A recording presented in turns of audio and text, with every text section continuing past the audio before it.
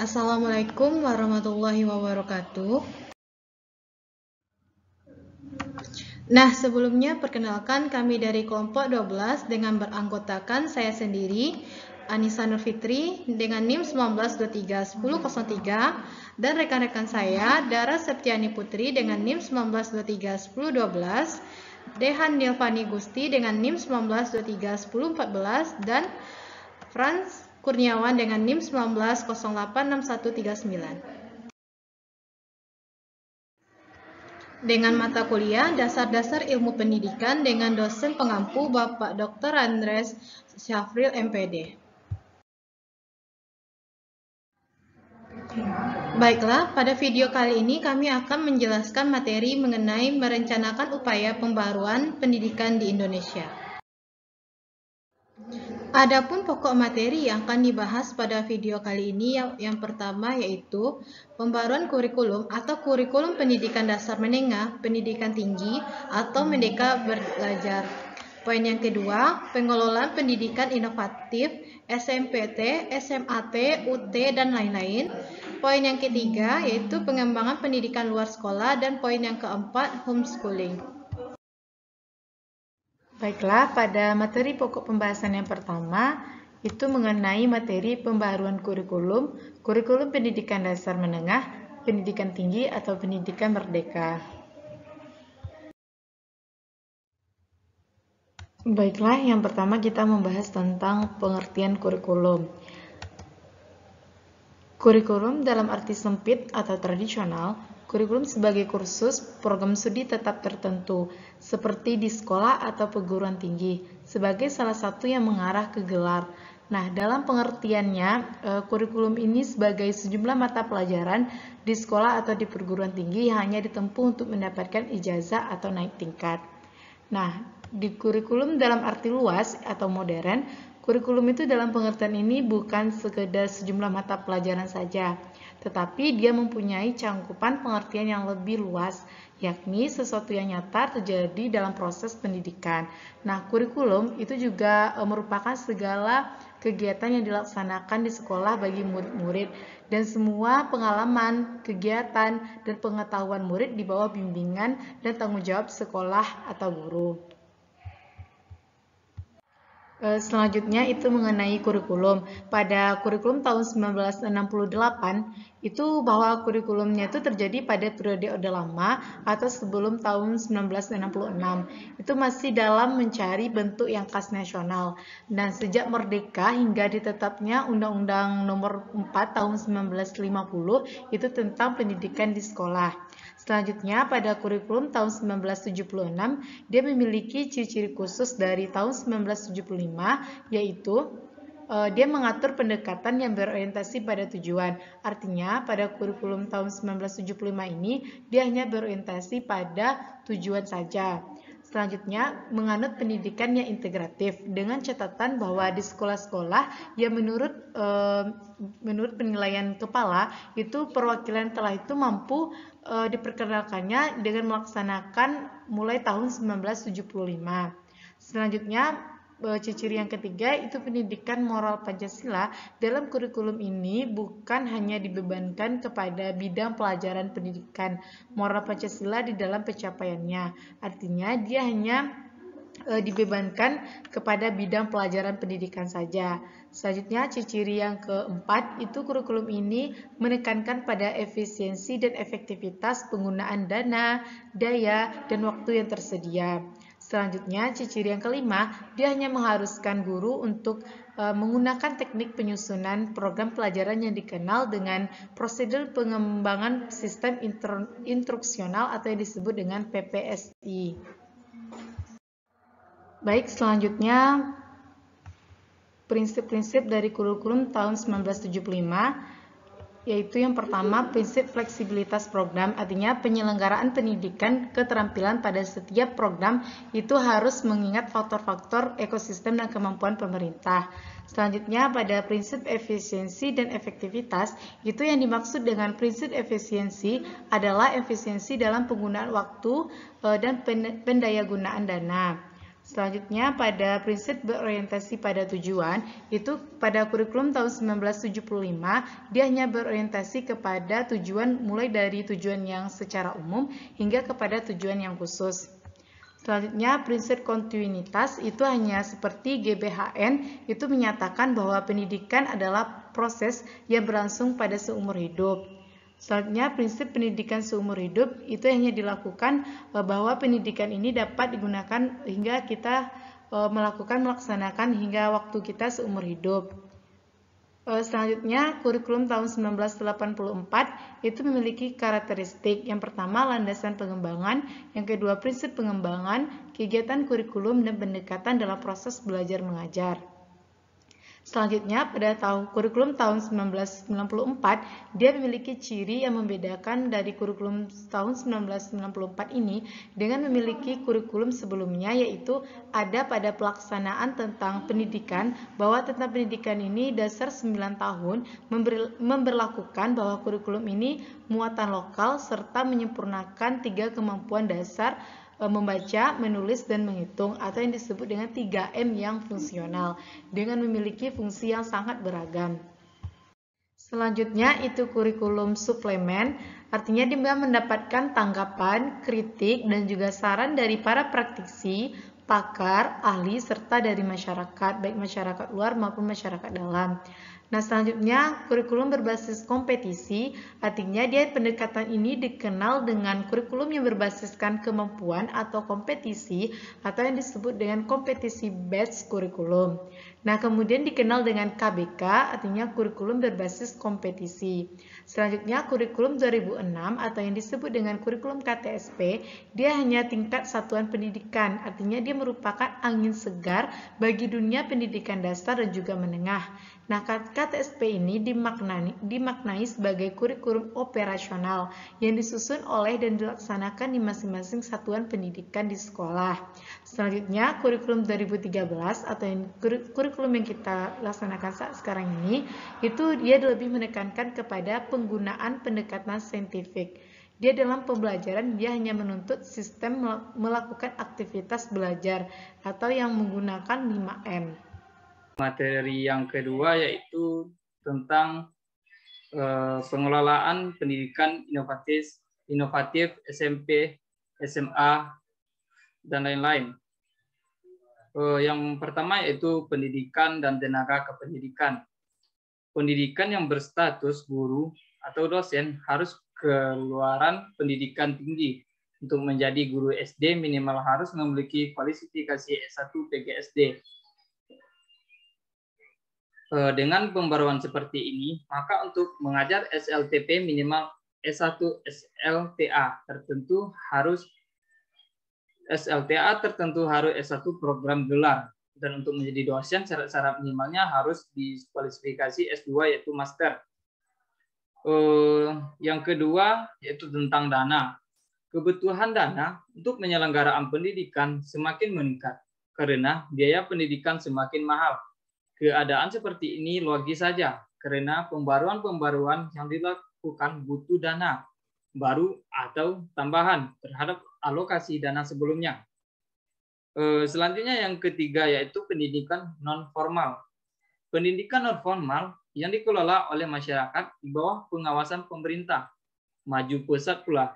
Contoh kursus mengetik dahulu bon A dan B. Sekarang sudah disesuaikan dengan kebutuhan masa kini seperti kursus komputer dan internet. Sekian penjelasan dari saya. Baik, selanjutnya poin yang ketiga membahas mengenai pengembangan pendidikan luar sekolah. Adapun poin-poin yang akan dibahas mengenai pengembangan pendidikan luar sekolah, yang pertama yaitu pengertian pendidikan luar sekolah. Pendidikan luar sekolah adalah usaha sadar yang diarahkan untuk menyiapkan dan mengembangkan sumber daya manusia agar memiliki pengetahuan, keterampilan, sikap, dan daya saing untuk merebut peluang yang tumbuh dan berkembang dengan mengoptimalkan penggunaan sumber-sumber yang ada di lingkungannya dalam pengembangan sumber daya manusia yang berkualitas dan berorientasi masa depan yang akan menjadi pilar utama membangun di berbagai sektor. Pendidikan luar sekolah dapat memegang peranan yang strategis. Ada 4 hal yang menjadi acuan pengembangan pendidikan luar sekolah, yaitu yang pertama, memperluas pelayanan kesempatan memperoleh pendidikan bagi masyarakat yang tidak dibelajarkan pada jalur pendidikan sekolah. Yang kedua, meningkatkan relevansi keterkaitan dan kesepadanan program-program pendidikan luar sekolah dengan kebutuhan masyarakat. Poin yang ketiga, peningkatan mutu penyelenggaraan dan hasil pendidikan luar sekolah. Dan poin yang keempat, meningkatkan efisiensi dan efektivitas penyelenggaraan pendidikan luar sekolah. Poin yang kedua, karakteristik pendidikan luar sekolah. Adapun karakteristik pendidikan luar sekolah yaitu yang pertama, bertujuan untuk memperoleh keterampilan yang akan segera dipergunakan. Pendidikan luar sekolah menekankan pada belajar yang fungsional yang sesuai dengan kebutuhan dalam kehidupan peserta didik. Poin yang kedua, berpusat pada peserta didik. Maksudnya dalam pendidikan luar sekolah dan belajar mandiri, peserta didik adalah pengambilan inisiatif dan mengontrol kegiatan belajarnya.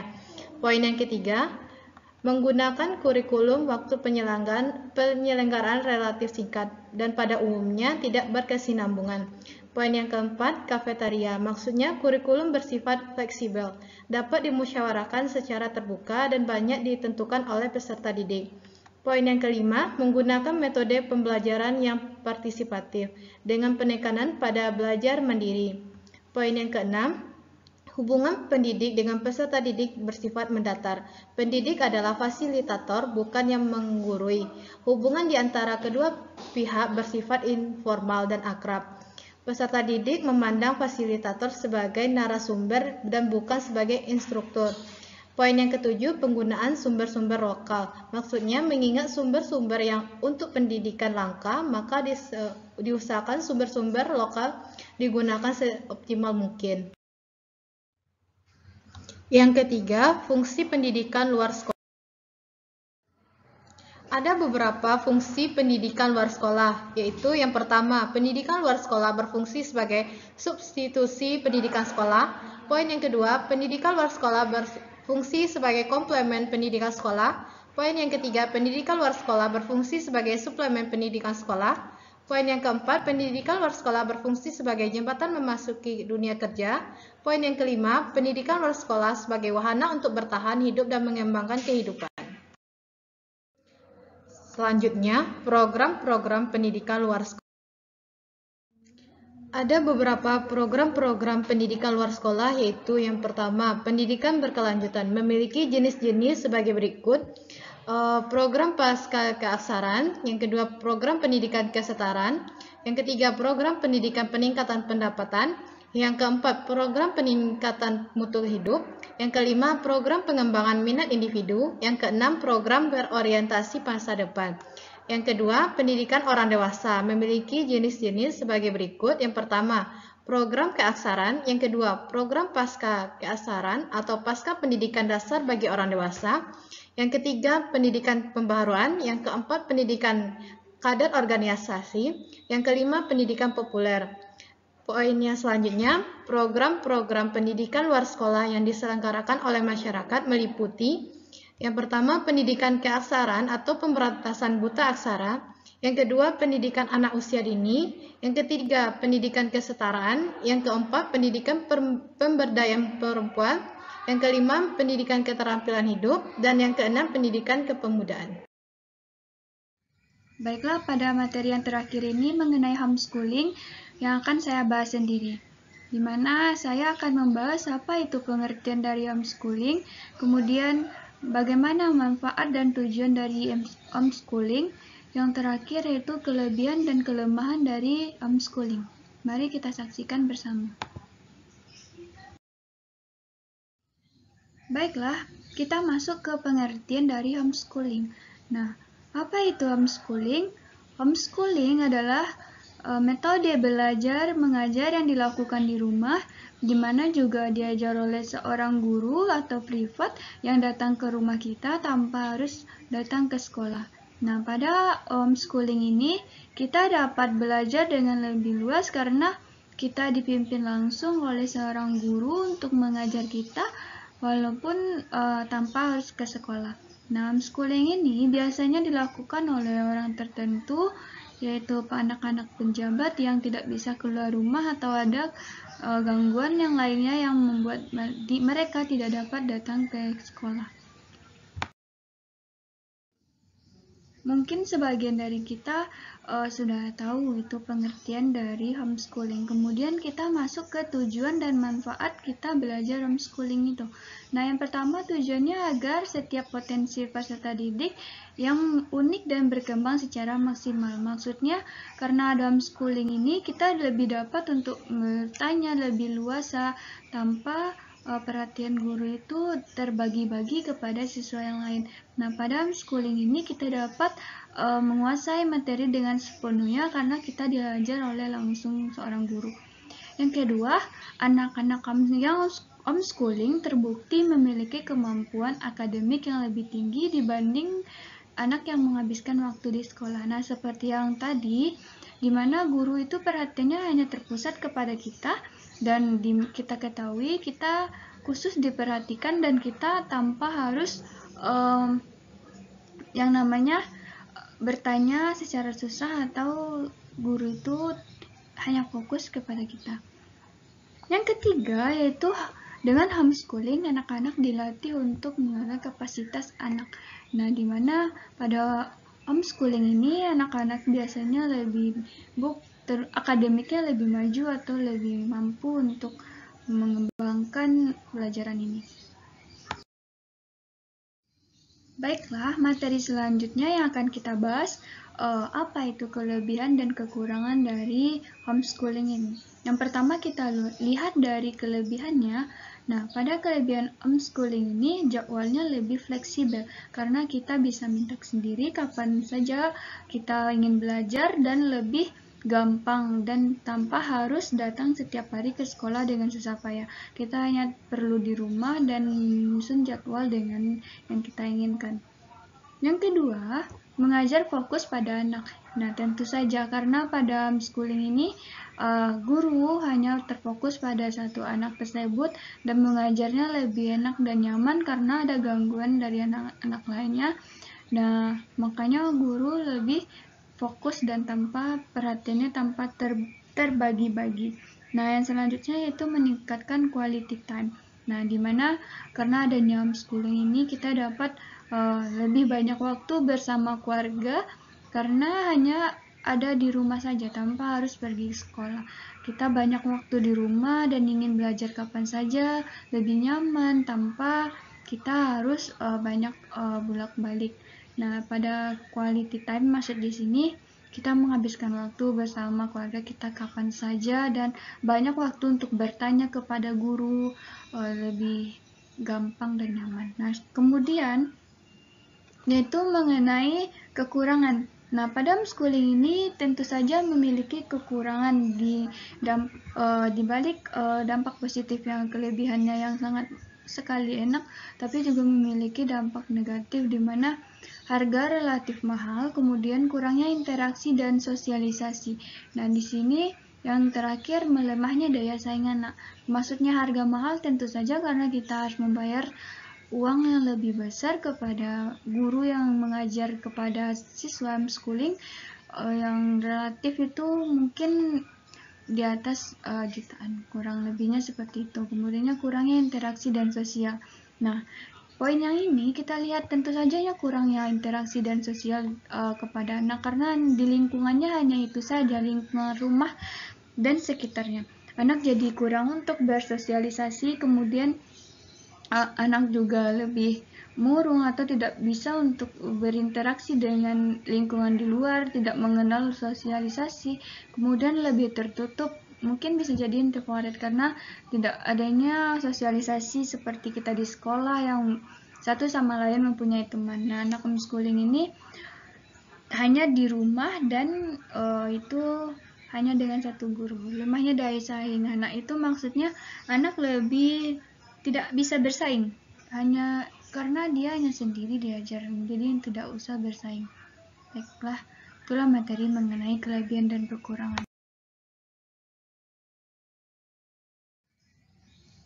Baiklah, itulah materi dari kelompok 12. Mohon maaf atas kesalahan dan kekurangan dalam penyampaian kata.